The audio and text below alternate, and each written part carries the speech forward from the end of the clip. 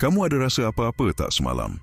Pada malam pertama sekitar pukul 1.45 pagi, saya bagi tahu pembantu rumah saya supaya matikan lampu dan tidur. Dia tak mendengar apa yang saya katakan dengan jelas. Jadi dia pun lalu di depan bilik saya sambil bertanya, "Puan bilang apa?" Dia berdiri di depan pintu bilik tidur saya sambil saya memberitahunya agar lampu dimatikan dan terus masuk tidur. Tiba-tiba kami berdua terus senyap dan tercegat.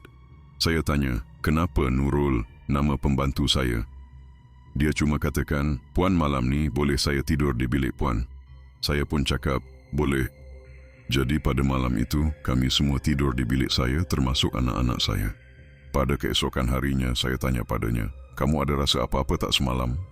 Dia beritahu malam semalam apabila dia berdiri di luar bilik tidur saya, dia rasakan seperti ada benda lalu di belakangnya seperti berangin. Pada malam kedua, anak saya pula yang nampak. Ketika waktu maghrib, anak lelaki saya yang berusia 7 tahun berkata dia ternampak lembaga hitam lari dari dapur masuk ke bilik tidur saya, dan sewaktu ia terjadi, saya berada di dalam bilik. Dia lari sambil menangis sekuat-kuatnya dan berkata, "Mami, Mami, Mami, there is a ghost in your room." Saya terperanjat. Saya beritahunya bahawa di rumah tiada hantu dan mungkin dia penat agaknya. Pada malam ketiga, saya baru balik dalam pukul 3 pagi. Anak saya bangun dan menggesa agar saya tidak meninggalkannya seorang diri dalam bilik. Saya tertanya-tanya dalam hati, kenapa budak ni berkelakuan macam ni?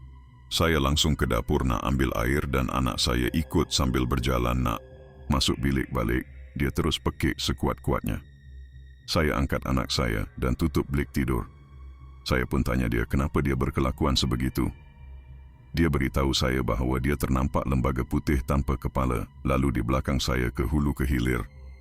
Saya langsung hidupkan lampu bilik dan pada malam itu saya dan pembantu tak tidur langsung. Selepas 2 minggu kemudian sekitar pukul 10 pagi dan saya masih tidur, saya tersedar kerana saya terdengar seperti ada seorang budak perempuan yang berbisik ke telinga saya, "Mak nak susu," kata budak itu. Yang hairannya saya boleh tercakap dengan dia, tanya Nurul. Entah macam mana saya rasa terperanjat lalu tersedar dari tidur dan saya ternampak seorang budak perempuan di dalam bilik saya sambil berdiri di hujung katil sedang memerhatikan saya. Badan budak itu kotor sekali, seluruh badannya penuh dengan lumpur yang separuh kering. Dia merenung saya, apalagi saya lari sampai tersungkur sambil memekik nama pembantu rumah saya. Pada hari itu saya tak masuk dalam bilik langsung.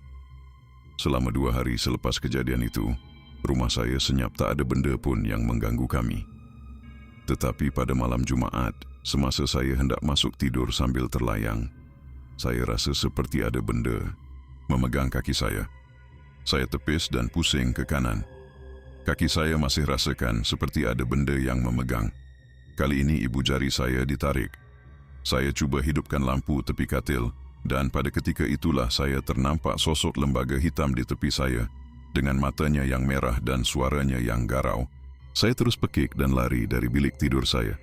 Ini bukan sahaja gangguan yang pernah berlaku ke atas diri saya. Pembantu rumah saya pun diganggu. Kadang-kadang pada pukul 4 pagi pembantu saya akan mengetuk pintu bilik saya sambil bertanya, "Puan mau apa?" Saya pula akan menjawab, sedang melemparkan sesuatu di dinding. Kadangkala kedengaran seperti ada benda yang pecah, tetapi apabila kami periksa pada keesokan harinya, kami lihat tidak ada apa-apa pun yang pecah. Rumah ini baru setahun saya duduk di sini. Jiran di sebelah hujung saya memberitahu saya bahawa jiran sebelah saya terjun bunuh diri kira-kira seminggu sebelum saya berpindah ke sini. Kadang-kadang macam-macam benda boleh didengar, cuma saya kuatkan saja iman. Ini rumah saya takkan mengalah. Cuba bayangkan tiap-tiap malam ada sahaja yang terjadi di rumah ini. Cerita seram misteri sampai di sini, usah biarkan hidup anda diselubungi misteri.